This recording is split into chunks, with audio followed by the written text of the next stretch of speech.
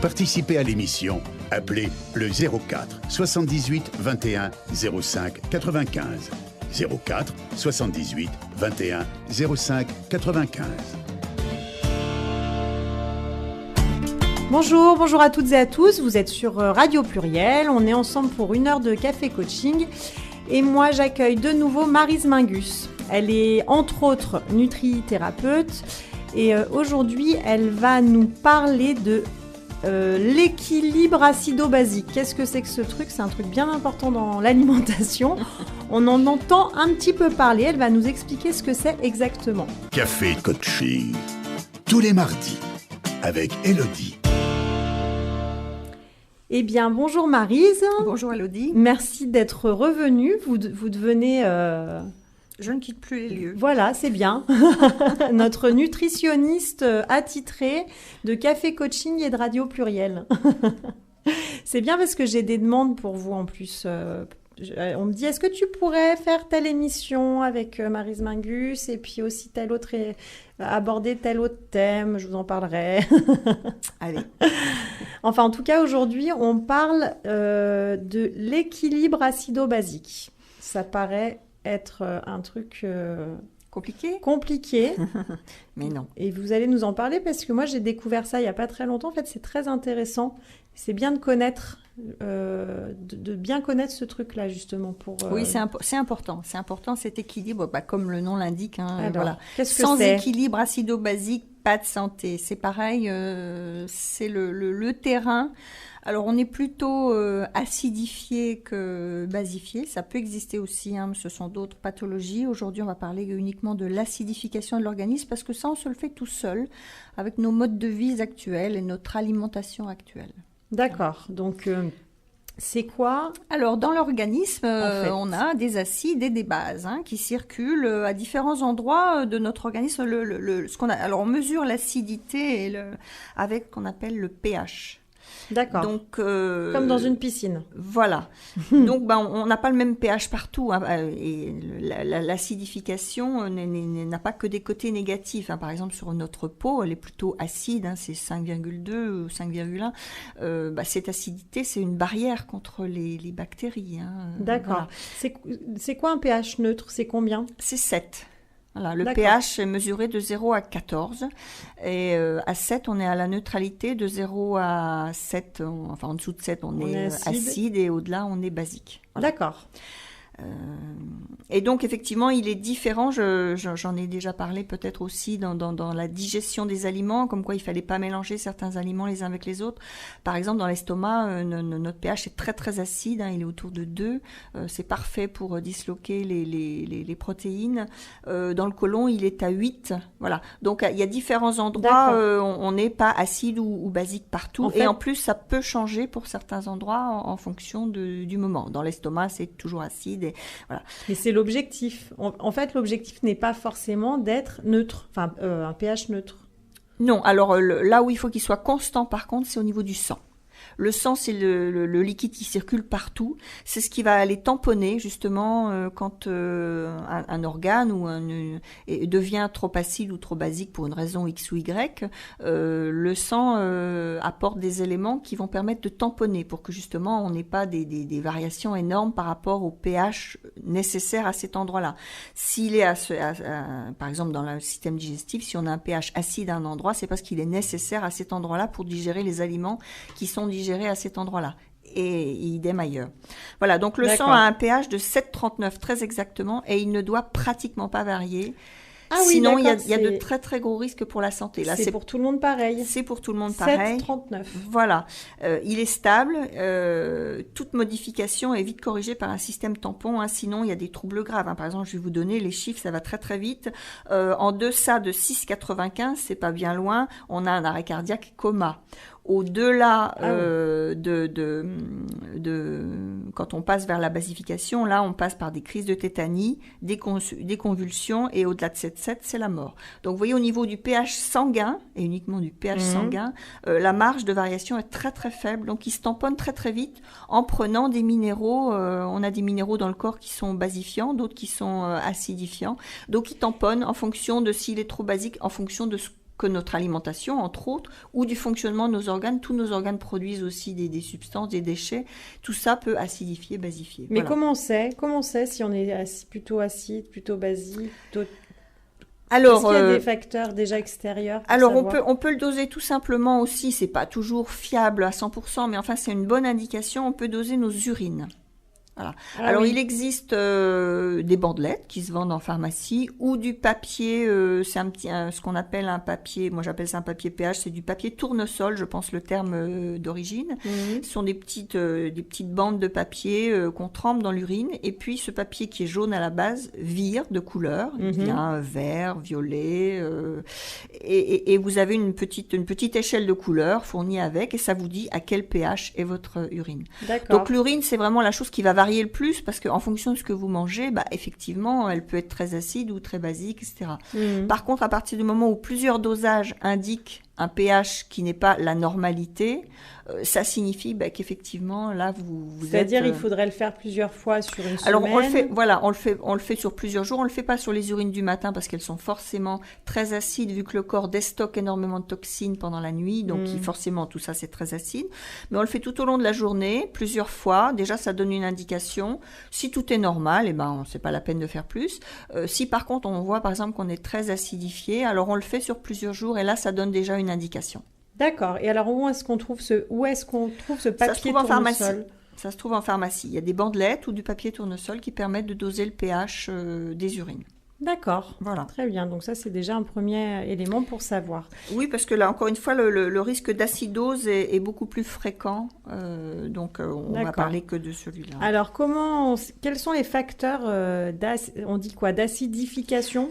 D'acidification, oui. Alors, déjà, c'est que le système tampon est dépassé. Donc, on a tous nos émonctoires qui travaillent à éliminer, à tamponner toutes ces choses-là. À partir du moment où vraiment il arrive dans l'urine des substances qui n'ont pas été tamponnées, donc pas réduites, ça prouve déjà que l'organisme est dépassé. Voilà, donc les acides vont aller progressivement. Si l'organisme n'arrive pas à les traiter, progressivement, ils vont aller se stocker. D'abord dans les graisses, qui est la zone de stockage immédiate de toutes nos toxines en général et des acides en particulier. Et si on continue à avoir un style de vie acidifiant, effectivement, on aura de plus en plus de stockage au niveau d'organes plus nobles, dans les muscles, etc. D'accord. Voire dans des organes vraiment indispensables. Et c'est le terrain de maladie. Et alors, comment on s'acidifie ? Alors, donc, les différents facteurs d'acidification, c'est le stress, par exemple. Un stress excessif, un stress permanent. Le surmenage produit des acides. D'accord, donc c'est pas que l'alimentation, c'est un... Ça n'est pas que l'alimentation, voilà. Et ces acides, par exemple, au niveau du système nerveux central, on voit, par exemple, chez certaines personnes, il y a un érythisme, c'est-à-dire on se sent parfois un peu comme acide. Oui, on se sent surexcité, c'est presque une expression. Voilà. Et en fait, les cellules baignent dans un milieu qui est trop acide, et donc il y a une surstimulation, et cette surstimulation conduit, à des conduites, de plus en plus, on est de moins en moins bien, et ça conduit effectivement à tout ce qui est burn-out, par exemple. D'accord. Par épuisement du système, tout simplement, alors qu'il n'y a pas forcément de choc traumatique ou quoi que ce soit, mais on est vraiment dans l'épuisement à cause de cette acidification. Alors, on a aussi une stimulation de ce qu'on appelle le système nerveux autonome. Le système nerveux autonome, c'est ce qui contrôle tous nos organes qui fonctionnent tout seuls sans qu'on aille y penser. Donc le cœur, etc. Tout ce système, il est aussi surexcité. Donc ça fait qu'on garde une vigilance, on est mobilisé, on est comme s'il y avait un stress important. Sauf que ça perdure, voilà. Un petit stress permanent. Voilà. Donc on a plus de mal à éliminer ces toxines et les acides. Donc rapidement on peut avoir nos émonctoires, encore une fois, le foie, les reins, les poumons aussi, la peau, ça peut se sentir quand on commence à être un petit peu saturé. On peut avoir des odeurs acides au niveau de la peau, de la transpiration. Ça prouve déjà que le système est un peu dépassé. Sinon ça doit se passer entre le foie et les reins et on doit rien sentir. On sent, moi ça m'est arrivé de sentir chez certaines personnes une espèce de transpiration. J'avais pas le mot. C'est une transpiration qui pique le nez. Oui. Alors, ça peut arriver une fois exceptionnellement quand on a mangé certains aliments d'avoir voilà. Mais quand c'est régulier, ça prouve vraiment que là, les émonctoires principaux, ils participent tous, mais vraiment les deux en première ligne, c'est le foie puis les reins. À partir du moment où on commence à avoir des haleines qui sentent des choses, ou une transpiration sur la peau qui sent quelque chose, des odeurs particulières, ça veut dire que les deux principaux sont un peu sont dépassés, voilà, sont surchargés. Les deux principaux, c'est le foie, les reins. Le foie, les reins. C'est ceux qui aident à éliminer. C'est ceux qui travaillent, qui traitent toutes ces choses-là. Et à partir du moment où ils n'arrivent pas à les traiter, ça repart dans la circulation, ça repart et c'est comme ça qu'on c'est traité par les autres que sont les poumons et la peau. Donc c'est déjà un signe effectivement qu'il y a un excès. Donc un stress excessif, le problème de ce stress excessif, c'est que pour compenser cette forte acidification, il faut encore une fois ce système tampon et donc il va aller prélever dans notre organisme, par exemple du calcium. D'accord, après c'est un cercle vicieux finalement. Et ça entraîne des décalcifications, des déminéralisations, parce qu'il y a trop d'acide, donc il va d'abord prendre dans le corps. Ce qu'il a, Si on ne lui apporte pas par l'alimentation ou par des compléments alimentaires, il va aller puiser donc, dans les os, c'est comme ça qu'on peut arriver à de l'ostéoporose, ou des dents qui se déchaussent, etc. C'est un signe de forte acidification. D'accord, donc les dents qui se déchaussent peuvent être complètement liées au stress. Tout à fait. C'est fréquent, par exemple, chez les personnes qui font de la dépression, qu'ils aient des problèmes au niveau des gencives, que ça se déchausse un petit peu. D'accord. Parce qu'il y a un phénomène d'acidification de par les pensées négatives. Les pensées négatives produisent des acides aussi. Je ne vous expliquerai pas le comment du pourquoi, mais voilà, tout ce qui est... Les pensées négatives ont aussi des effets... Le fait de ruminer. Voilà, il y a plein de choses qui produisent ces molécules acides. Donc ça fait beaucoup de choses à tamponner. C'est tout lié, comme d'habitude. Oui, notre corps est à la fois bien fait quand il fonctionne bien, mais quand malheureusement on prend le mauvais chemin, tout s'enchaîne. Ouais. Alors, autre facteur. Alors, le stress. Donc, le stress, la sédentarité. Parce que la sédentarité limite les apports en oxygène. L'oxygène est indispensable à la plupart des réactions chimiques du corps. Donc, le fait de faire du sport... Le fait de bouger. On va parler du sport, mais le fait de bouger concourt à limiter l'acidification parce que l'oxygène entre en cause pour dans les réactions qui limitent les acides. Donc une demi-heure de marche par jour, par exemple, ou une activité quelconque, tous les jours, au grand air de préférence, puisque c'est le but, c'est de bouger d'une part. Le fait de bouger fait circuler les toxines, aide aussi à les éliminer, mais surtout là c'est pour l'oxygénation. Donc bouger si possible au grand air, ça aide à rétablir l'équilibre. Ensuite le sport. Le sport comme toujours, en quantité raisonnable, de manière raisonnable, c'est excellent pour le corps. C'est la question que j'allais vous poser. Par contre, le sport produit des acides. On a tous eu des crampes liées à l'acide lactique qui s'accumule dans les muscles. C'est pas grave en soi, mais ça prouve bien que le sport produit des acides. Donc trop de sport ou une élimination mal gérée des acides peut entraîner une acidification et une décalcification de l'organisme. Donc quand on fait du sport, heureusement, il y a plusieurs types d'acides. Je ne l'ai pas dit au début, mais je ne vais pas entrer dans trop de technicité. Il y a les acides faibles et les acides forts. Les acides faibles, c'est par exemple l'acide lactique. Et cet acide, on peut l'éliminer en buvant beaucoup d'eau, et en respirant parce qu'on arrive à les éliminer par la respiration. Donc le bon moyen de ne pas avoir trop d'acide lactique dans le corps après du sport, c'est de boire en permanence pendant l'exercice physique, des petites gorgées régulièrement, de respirer, donc si possible les sports en extérieur, ou sinon après de faire quelques grandes inspirations, expirations, pour essayer d'éliminer ces acides qu'on a accumulés. Et puis un massage éventuel. Voilà. Pour l'acide lactique, c'est très simple parce que c'est un acide faible. Il s'élimine assez facilement. Mais pour les grands sportifs, ça ne va pas être aussi simple. Voilà. D'accord. Donc eux, ils auront forcément à un moment ou à un autre des problèmes. Pour le sportif lambda qui pratique pas trop ou qui un jour pratique trop, boire beaucoup d'eau, masser le muscle pour aider à évacuer cet acide et respirer profondément, ça peut déjà... sinon, effectivement, ça fait des tendinites, tout ce qui est en HIT. Oui. Voilà, les acides produisent tout ce qui est en HIT. Ah oui, j'avais déjà lu ça. Ouais. Mais ce qui est plus ennuyeux, c'est qu'effectivement, ça produit, à force de s'accumuler, ça produit donc une surexcitation des cellules, on l'a déjà vu au niveau des neurones, mais ça rigidifie les tissus, les acides, ça attaque, donc ça rigidifie les tissus. Donc, moi, je repense à tout ce qui est en HIT, les bronchites, les rhinopharyngites, tous ces trucs-là, c'est lié à une acidification. Alors, c'est lié à une inflammation et les acides participent grandement aux inflammations. D'accord. Voilà. On parlait des facteurs acidifiants. L'alimentation. L'alimentation, Voilà. oui. Alors l'alimentation, on peut tout faire avec l'alimentation. On peut s'acidifier, on peut compenser l'acidification et on peut, si on a une alimentation équilibrée, eh ben, on n'a pas d'incidence avec notre alimentation.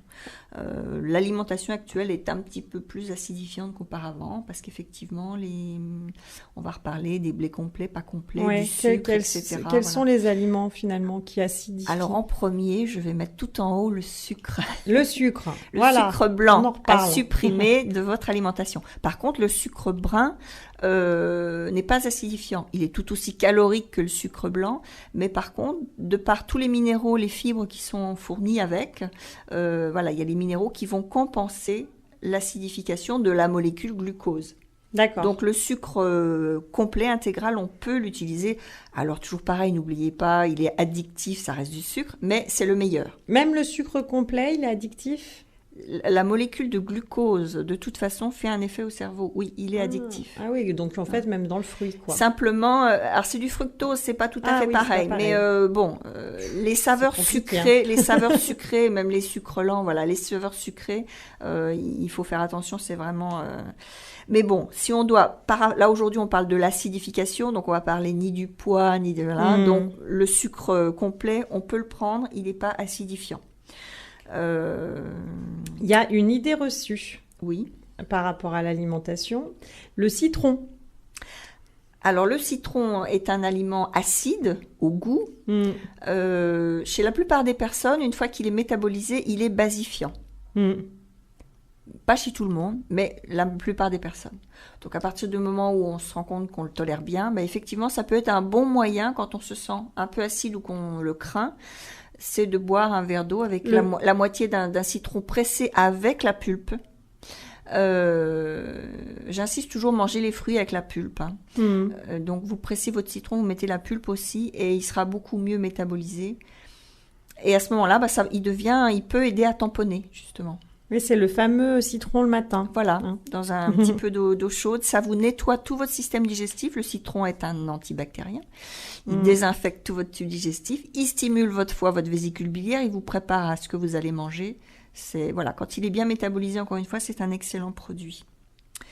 Autre facteur très acidifiant qu'on consomme énormément, les céréales.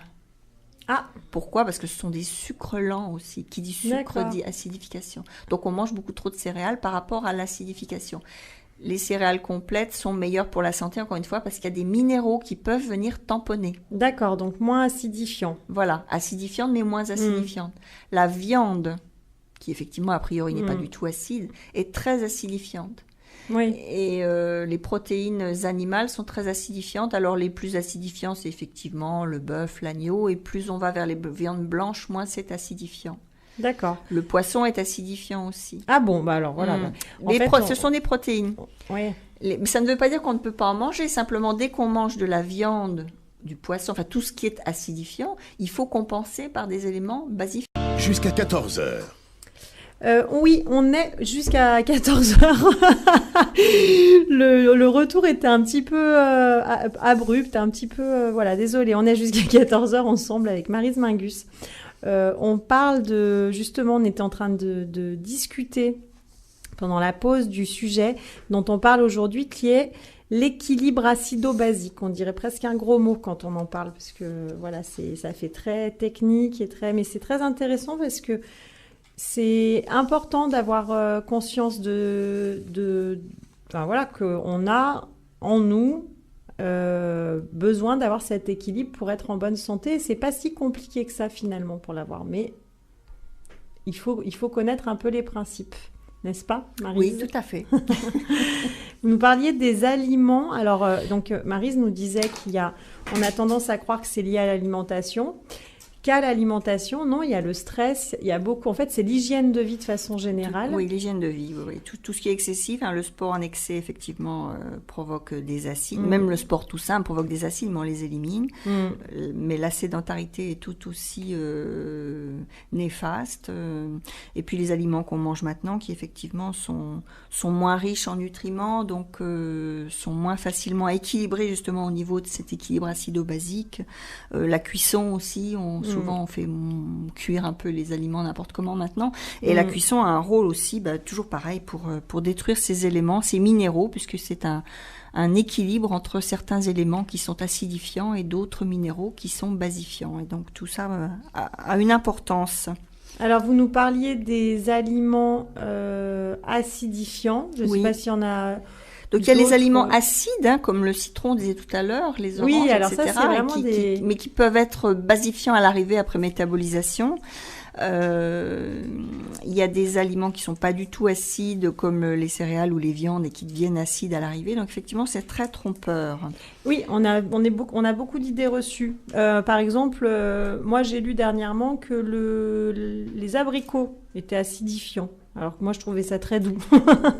Si, les abricots font partie des fruits acides et qui restent relativement acidifiants. On va dire que, voilà, en gros, si on veut, on pourra détailler, mais en gros, les aliments les plus acidifiants et qui sont dangereux parce qu'ils n'en ont pas l'air, c'est le sucre, les protéines et les céréales. Et les céréales. Voilà. Alors, ça ne veut pas dire, attention, on ne dit pas éliminer. Du tout. On dit juste que l'alimentation, ça doit être un savant mélange entre l'acide et le basique. Voilà. Il n'est pas question de devenir trop basique non plus. Vous l'avez vu, c'est dangereux aussi. Oui. Mais on a tendance à plus mais facilement par contre, ce sont des s'acidifier. aliments qu'on mange en quantité importante au détriment des légumes, par exemple. Et puis surtout, on a un style de vie qui est acidifiant. Donc, il faut absolument qu'on compense par une hygiène de vie, certes, mais aussi par notre alimentation. Et dès qu'on voit qu'on est acidifié, qu'on en a des symptômes ou qu'on peut le démontrer par l'analyse d'urine notamment, là, tout de suite, il faut vraiment compenser par la nutrithérapie. On peut vraiment rectifier les choses rien qu'avec ça. D'accord. Les aliments alors alcanisants, c'est comment on dit Alcalinisants. Enfin voilà, qui vont à l'inverse de acidifiants. Donc alcalinisants, oui, qui basifient. Oui. Qui basifient. Quels sont-ils? Alors les aliments alcalinisants.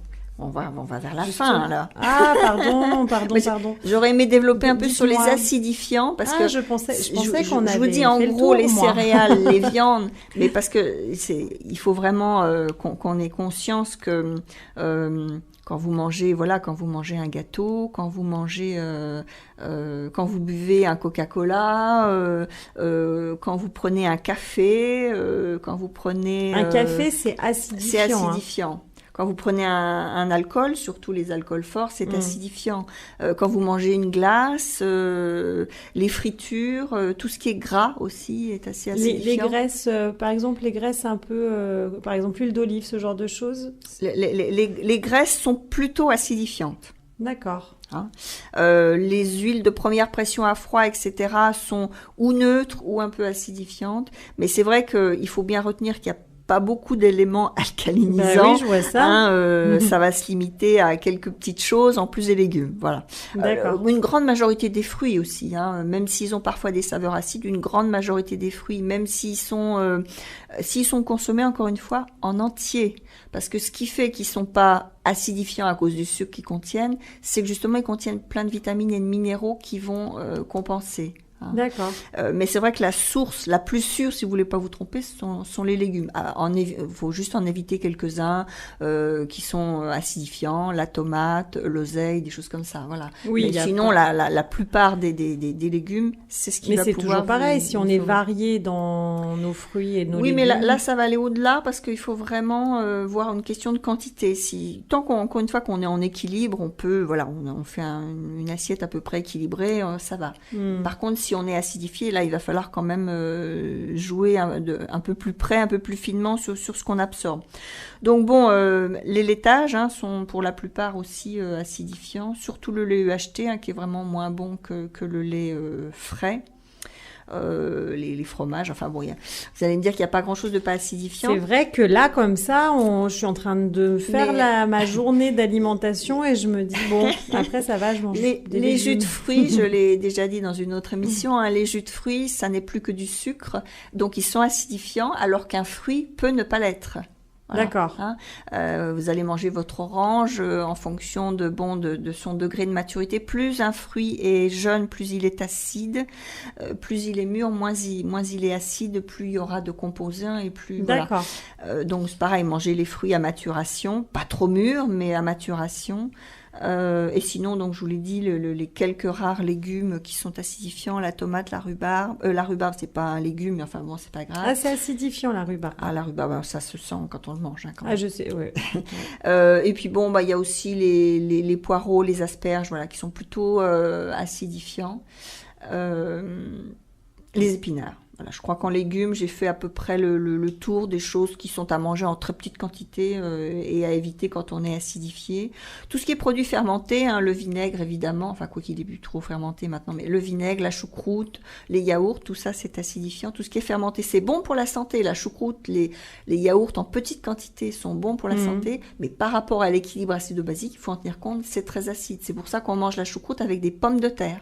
D'accord. La pomme de terre vient compenser l'acidité de la choucroute. Et ouais, là, c'est quand même un peu technique. Il faut juste savoir que les aliments acidifiants, effectivement, il faut les consommer en quantité raisonnable. Alors, le miel, on me demande souvent dans les sucres, le miel, oui, le miel, quand il est bio, quand il est bien produit, quand il est fait de manière correcte, c'est un bon produit, mais il est tout autant acidifiant. Hein, voilà. D'accord. Et donc les protéines animales, comme je vous avais dit, toutes les protéines. Toutes les protéines animales, les graisses animales, etc. Y compris certaines noix, comme certaines oléagineux. Moi, je conseille toujours beaucoup de prendre des oléagineux. Mais, dans les oléagineux, beaucoup, compte tenu qu'ils contiennent pas mal de graisses et de protéines, ils sont facilement acidifiants. Alors, sauf certains. Donc les noix, par exemple, les noisettes sont acidifiantes. Les noix, c'est un très bon produit. Hein. C'est plein de bonnes choses, notamment pour notre cerveau. Donc mangez des noix. Mais ayez conscience que les noix sont acides. Il faut arriver à chaque fois à compenser. Vous mangez une poignée de noix et vous mangez une pomme. D'accord. Et le chocolat ? Le chocolat est acidifiant également. Ça, il fallait vous y attendre. Voyons, voilà. Vous allez me dire que tout ce qui est bon, voilà. Mais encore une fois, je n'ai pas dit qu'il ne fallait pas en manger. J'ai dit qu'il fallait en tenir compte et que quand on est en bonne santé, si on mange équilibré, en général, il n'y a pas d'erreur. Chocolat banane, ça passe bien. Voilà. Mais dès qu'on est... Alors, la banane est un excellent fruit pour alcaliniser l'organisme. C'est un excellent fruit en général pour les personnes qui le digèrent bien, parce que dans la banane, il y a pratiquement tout. Voilà. Donc, une banane par jour et vous avez presque tous vos minéraux. Et en plus, elle a un effet tampon. Voilà. Alors, avant de parler des produits, des aliments alcalinisants, oui, et autres conseils pour corriger cet équilibre, je voudrais qu'on parle des conséquences d'un déséquilibre acido-basique. Et même avant ça, j'ai une question précise. C'est que dernièrement, j'ai beaucoup lu d'articles disant que il y aurait justement un lien entre l'acidité un terrain acide, on va dire, je ne sais pas que c'est comme si c'est comme ça qu'on parle, et le cancer. Alors, il y a un lien entre l'inflammation et le cancer. Sur l'acidification, c'est déjà beaucoup moins sûr, mais il est certain que l'acidification... Moi, j'ai au contraire vu des choses qui diraient que l'acidification, les cellules cancéreuses n'aiment pas. C'est pas encore bien établi. Une chose est sûre, c'est que les cellules cancéreuses adorent le sucre, en ont besoin pour proliférer. Donc, si vous mangez beaucoup de sucre, non seulement vous êtes acidifié, mais en plus, vous nourrissez les cellules cancéreuses. Donc, encore une fois, pas de sucre. Alors, elle aime pas dire des choses catégoriques. Par contre, si elle sur le sucre, voilà. Alors encore une fois, un plaisir de temps en temps, mais voilà, le sucre en grosse quantité, oui. Et s'il y a un cancer, alors il faut absolument affamer les cellules cancéreuses qui ne supportent vraiment pas, qui ont besoin de sucre pour se développer. D'accord. Et donc les conséquences de ce déséquilibre. Alors donc encore une fois, je ne parle que de l'acidification aujourd'hui. Donc les acides en excès, comme je vous ai dit tout à l'heure, ils s'accumulent dans les tissus. Ainsi, quand il y en a trop, nos émonctoires, donc le foie, le rein et les autres organes que sont la respiration et la peau n'arrivent plus à suivre. Donc ils vont, au lieu d'être métabolisés, transformés, tamponnés, ils vont aller s'accumuler donc dans les tissus. Ça va provoquer donc un durcissement des tissus conjonctifs, donc potentiellement des douleurs. J'y reviendrai tout à l'heure. De ce fait, ces tissus étant un peu durcis sont moins bien nourris. S'ils ont un rôle nourricier ailleurs, ils vont moins bien assurer aussi leur rôle. Ça va provoquer la mort cellulaire. Parce que ces cellules baignent dans un liquide qui est hautement agressif. Vous avez tous, vous connaissez tous l'acide chlorhydrique. C'est ce qu'on a au niveau de l'estomac. C'est très très acide. Donc oui, ça provoque une asphyxie des cellules par manque de ce fameux oxygène dont je parlais tout à l'heure, et par malnutrition parce que les aliments sont pas bien, les éléments, les nutriments ne sont pas bien apportés aux cellules. Donc déjà voilà, ça crée au niveau de la cellule des morts cellulaires. C'est pour ça par rapport au cancer, c'est à voir cette histoire d'acidification. D'accord. C'est un processus qui va accélérer le processus normal de vieillissement. Voilà. D'accord. Dès qu'on est acidifié, on vieillit plus vite.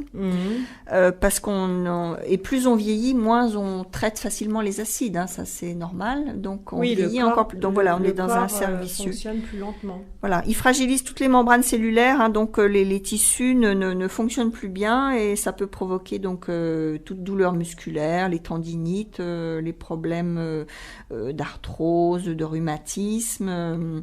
On voit souvent des personnes qui ont mal partout. On modifie le régime alimentaire et tout d'un coup ça va nettement mieux. Voilà. S'il y a des petites lésions, un peu d'arthrose, elle n'aura pas disparu immédiatement, même si on peut arriver à corriger progressivement. Mais par contre, l'inflammation, elle chute immédiatement. D'accord. Voilà.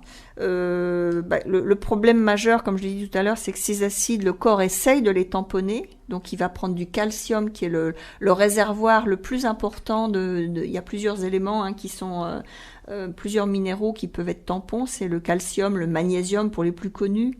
Donc, en fait, il va puiser. Donc, il va puiser là où on en a le plus, c'est-à-dire dans nos os et au niveau des dents, etc., des ongles, des cheveux. Donc, on le voit tout de suite et ça peut évidemment générer des problèmes. Ce fameux durcissement des tissus crée des problèmes style lumbago. C'est assez typique, d'accord, quand on dit j'en ai plein le dos, je fais un lumbago. Quand on en a plein le dos, on est acidifié parce qu'on est stressé. Et ça peut se manifester effectivement par un lumbago, c'est-à-dire des muscles qui sont tétanisés, pleins d'acide. On retrouve cette logique de un coup de stress génère finalement une acidification qui va générer... stress plus des mauvais mouvements ou au contraire de la sédentarité peut générer un lumbago. On peut former des calculs. La plupart des calculs, qu'ils soient biliaires ou rénaux, proviennent d'un terrain acide avec souvent un excès d'apport de calcium aussi. Et puis au niveau nerveux, comme je vous l'avais dit tout à l'heure, au début une certaine irritabilité, un éritisme, on se sent facilement irritable, acide, on dit facilement. Oui, on le dit. Et puis il y a une fatigue qui s'installe au niveau de nos neurones, et puis c'est dépression, burn-out qui arrive. Alors il peut y avoir plein d'autres facteurs, mais enfin ce phénomène chimique pur et simple aggrave. En fait, il accentue la possibilité d'une dépression, d'aller plus loin que l'anxiété, parce que tout simplement l'anxiété, le stress au départ est pas traité, il y a rien de fait suffisamment. Mais c'est vrai moi j'ai déjà pu le constater que sur des périodes un peu stressantes, soit moi j'ai eu les deux cas, moi et des personnes de mon entourage. Période de ça va pas trop, je vais me venger sur l'alimentation, et c'est encore pire. et en fait on fait pas tout de suite le lien parce qu'on se dit de toute façon ça va pas. Donc et en fait ensuite on essaye, une autre période j'ai essayé plutôt de bien m'alimenter, de faire du sport, d'être beaucoup plus vigilante. Et en fait, cette période de stress est passée beaucoup plus vite. Bien sûr. Et avec, pas du tout dans le même état d'esprit. C'est vrai que quand on est stressé, quand on est agressé par l'extérieur, on a souvent deux réflexes qui sont bien humains, c'est de se mettre en protection, de ne pas bouger, de rester chez soi au chaud. Et de manger des aliments qui sont consolants, c'est-à-dire du sucre, des gâteaux ou des céréales. Ouais. Alors ça dépend du métabolisme là aussi, ça indique. Moi, ce serait plutôt trop salé. Voilà. Effectivement, c'est pas la bonne solution. On peut le faire 2-3 jours quand on a vraiment parce que voilà. Mais il faut rapidement retrouver de l'énergie pour faire les choses. Mais c'est vrai que c'est un réflexe quand même que quasi tout le monde a. J'ai un coup de moins bien, je m'enferme chez moi et je mange. Ouais. Bah oui, on a besoin de consolation. Donc, pour peu qu'on n'ait pas la consolation humaine à côté, effectivement, ça peut devenir une méthode de soins qui, entretient le problème. Parce que la mauvaise alimentation, comme je l'ai dit dans une autre émission, génère un mauvais intestin. Et un mauvais intestin fait qu'on ne va pas sécréter les bons neuromédiateurs, on manquera de sérotonine. Et donc, on va tourner en boucle dans notre problème. Finalement, oh là là, c'est dur, hein. C'est à la fois dur et à la fois c'est finalement il y a une logique. Oui, une fois qu'on a compris la logique, c'est relativement simple, pas toujours évident parce qu'on a des pulsions, hein, mais voilà. Ok, bon, c'est intéressant tout ça. Après la pause qu'on va faire, vous allez nous donner des conseils pour rééquilibrer tout ça. Café Coaching avec Élodie. On est ensemble jusqu'à 14h. Je suis avec Maryse Mingus qui est venue déjà quelques fois. Elle est venue nous parler de dépression. Elle est venue nous parler des bonnes habitudes alimentaires. Et aujourd'hui, elle nous parle d'équilibre acido-basique. Un équilibre auquel il faut faire attention pour justement rester en bonne santé. On en entend de plus en plus parler, j'allais dire beaucoup parler, bon, on en entend de plus en plus parler, et c'est vrai que quand on en entend parler, ça paraît, finalement, il y a une espèce de logique, on comprend pourquoi il faut faire attention à ces aliments entre l'acide et le basique, voilà, donc merci encore de venir et de revenir.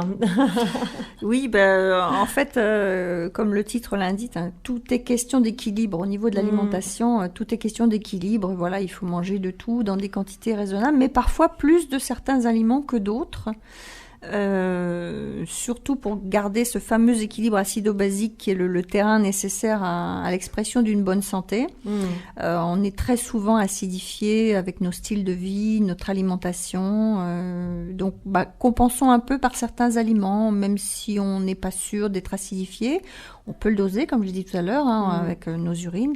Mais sinon, on peut savoir que certains aliments, quand on se sent un petit peu énervé, surexcité ou qu'on a un petit peu mal à l'estomac, qui est aussi un signe de surexcitation du système nerveux autonome, alors on peut favoriser certains aliments qui, eux, sont alcalinisants. Il y en a beaucoup des aliments. Je ne vous ai pas parlé de tous les aliments. Il y a une liste que vous pouvez trouver sur Internet qui s'appelle l'indice PRAL, P-R-A-L, qui est pas trop mal fait. Vous avez à peu près tous les aliments et on vous donne à côté si l'aliment est neutre, basique, acide. Alors, tant que c'est proche de la neutralité, vous en occupez pas trop. C'est quand vraiment ça commence à être vraiment ou très acide ou très basique où là, vous pouvez en tenir compte.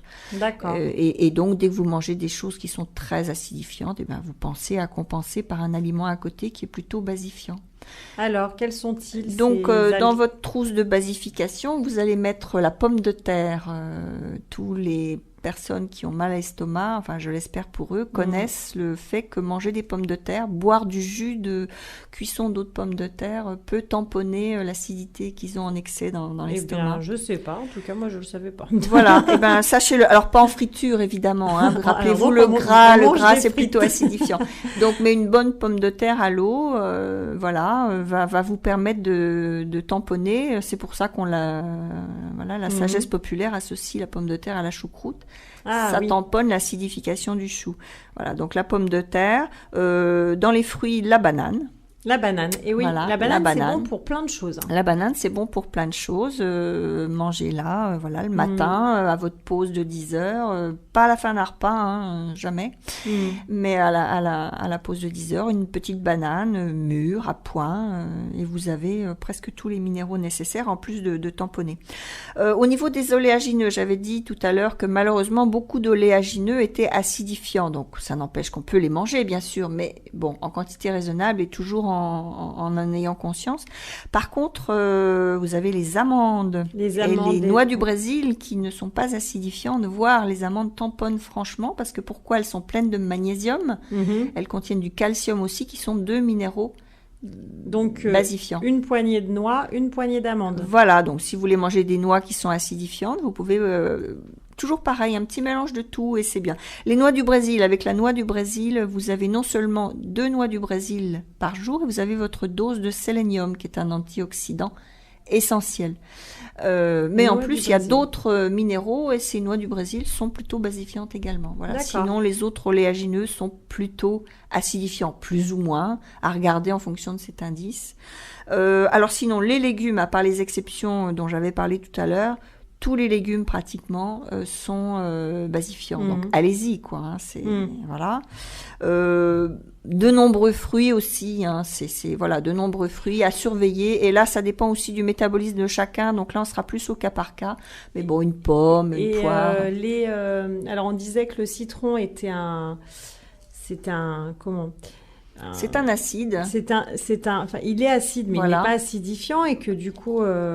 C'est un acide qui est métabolisé en base pour la plupart des gens. Et tout ce qui est pamplemousse, orange, ce genre de choses. Ça va être un peu pareil. C'est des choses qui sont acides au départ, mais qui, s'ils sont bien métabolisés, sont, alors, on va dire, ou neutres ou légèrement basifiants, mais bon, qui perdent quand même de cette acidité qu'on a au départ. D'accord. Le pamplemousse, c'est quand même faire attention. C'est quelque chose qui va rester plus facilement acide et notamment, c'est un aliment qu'il ne faut absolument pas prendre avec le jus de pamplemousse avec les médicaments, parce qu'il modifie complètement l'absorption des médicaments. D'accord. Comme les jus de fruits en général, c'est une erreur de donner les médicaments avec des jus de fruits ou avec du lait, sauf quand on est sûr que l'aliment ne va pas. Mais voilà, il y a beaucoup de médicaments avec de l'eau, quoi. C'est avec de l'eau que c'est plus sûr. Quand on ne sait pas, il y a des médicaments qu'on peut tout à fait prendre avec un jus de fruits acide ou avec un lait plutôt alcalin. Autant le lait est plutôt alcalin comme ça. Mais dans la digestion, il devient plutôt acide. Mais voilà, ça c'était une petite parenthèse. Donc voilà, une grande majorité des fruits va être tout à fait ou encore une fois à peu près neutre ou très peu acide ou un peu alcalin, comme le cas de la banane. Et puis à côté, vous avez les graines germées qui sont très riches en vitamine B. Donc rien que pour ça, c'est bien. Moi, j'adore ça.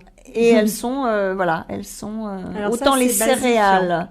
Les céréales sont plutôt acidifiantes que les graines germées sont... Et les épices? Alors, les épices, il n'y a pas une grosse incidence. En général, on les considère à part des choses qui seront trop pimentées. Mais sinon, les épices, c'est assez neutre. Voilà. Et vous avez les algues aussi qu'on peut conseiller pour plein de raisons, mais entre autres pour leur capacité à compenser les acides, donc la spiruline, la fameuse spiruline, la chlorella, etc., qui, encore une fois, sont très riches en minéraux, donc c'est très bon pour vous recharger en minéraux, et de ce fait, ils sont... le rapport entre les acides et les bases fait qu'ils sont plutôt alcalinisants. Et les racines comme le gingembre, le curcuma, ce genre de choses, parce que ça fait partie des épices aussi. C'est des choses qui ont plein le curcuma, par exemple, est anti-inflammatoire. Alors voilà, on entend beaucoup parler du curcuma qui va prendre en anti-cancer, Voilà, il se vend même en gélules maintenant, tellement on a, pour avoir des doses suffisantes, pour éviter de mettre le poivre, parce que pour qu'il soit efficace, pour qu'il pénètre, il faut qu'il soit associé avec de l'huile en principe et du poivre. Or, la piperine, tout le monde la supporte pas, notamment au niveau de l'estomac. Donc, on commence à faire des complexes, des composés qui qui sont faits de telle sorte qu'il n'y a plus besoin de rajouter ce poivre pour une bonne. Mais effectivement, il est très anti-inflammatoire. Donc à saupoudrer de tous vos plats, ça donne du goût. Le gingembre, c'est pareil, vous pouvez en mettre dans plein de choses. Ça donne un petit côté piquant, ça aide à digérer, ça a plein de vertus. Et c'est pas acidifiant. Non, c'est pas acidifiant. D'accord. Est-ce qu'il y a d'autres conseils que l'alimentation pour corriger l'équilibre Alors, en cas de déséquilibre avéré d'acidification, il y a par exemple, donc j'en avais déjà parlé aussi, c'est l'eau de Vichy. L'eau de Vichy à utiliser avec précaution quand on a un problème avec le sel, si on fait de l'hypertension, etc., parce que c'est une eau salée. Mais par contre, voilà, elle contient des minéraux qui vont alcaliniser. Idem, quand on a mal à l'estomac, on boit un grand verre d'eau de Vichy, ça tamponne immédiatement. Le bicarbonate, le bicarbonate de sodium, c'est pareil. On en prend une demi-cuillère à café dans un grand verre d'eau et effectivement, ça va bien tamponner. Là aussi, on tient compte de l'apport en sodium. Oui, c'est ça, et c'était la question que j'allais vous poser, parce que c'est vrai que le bicarbonate, on le conseille vraiment. C'est très conseillé. Du bicarbonate citron, l'association, par exemple. Mais la question que je me posais, c'est pour les régimes pauvres en sel. Ah bah ça va être compliqué là de prendre du bicarbonate de sodium pour les régimes pauvres en sel. Donc là, effectivement, il va falloir rester sur les aliments, la pomme de terre, des choses comme ça. Parce qu'effectivement, là, on va moins bien doser la quantité de sel. Ou alors, il faut vraiment en tenir compte. Et il faudra vraiment... Ce sera au cas par cas. Donc là, il faut voir avec son thérapeute, son médecin. Mais oui, en tout cas, si vous ne faites pas un régime pauvre en sel, moi, je vous conseille d'avoir du bicarbonate chez vous. De toute façon, ça sert à plein de choses. C'est ça. Et effectivement, par rapport à l'acidification, oui, c'est un produit... Et puis... moi, je trouve qu'après, justement, un gros repas du week-end... comme vous dites, une demi-cuillère de bicarbonate avec un jus de citron. Voilà, ça peut remplacer un citrate de bétaïne ou des choses comme ça. Quand on n'a pas sous la main. C'est le principe, oui. Disons que l'effervescence aide aussi à digérer. Et puis, il y a ces éléments tampons, le carbonate et le sodium, qui sont des minéraux tampons. Voilà. Est-ce qu'il y a d'autres conseils pour... Et le magnésium, je vous ai dit tout à l'heure, il y a le magnésium, donc on préconise régulièrement des... Voilà. Il faut savoir que quand on stresse, on perd du magnésium. Tout à fait. Et quand on perd du magnésium, on a les effets du stress. Voilà, on a encore plus de stress, on fait facilement de la tétanie, des choses comme ça. Crise d'angoisse, ce genre de choses. C'est aussi lié à une difficulté à lutter contre l'acidification. Parce qu'effectivement, dès qu'on est angoissé, on produit des acides. Donc le corps va aller prendre notre réserve de magnésium, de calcium circulant, etc. pour compenser. Et donc on est vite en manque. Donc effectivement, dès qu'on est en stress, pensez à faire de la micronutrition, c'est-à-dire à vous supplémenter, notamment en magnésium, mais aussi en calcium. Et autres minéraux, parce que quand vraiment le stress dure, on consomme énormément de tous nos minéraux pendant une période de stress. Oui, donc il ne faut pas hésiter à prendre... Là c'est les cas où il faut vraiment... La nutrithérapie ne va plus suffire, il va falloir passer à la micronutrition en plus pour rajouter ces compléments pour ne pas en manquer. L'alimentation ne suffit plus dans les périodes de grand stress ou de maladie, voilà.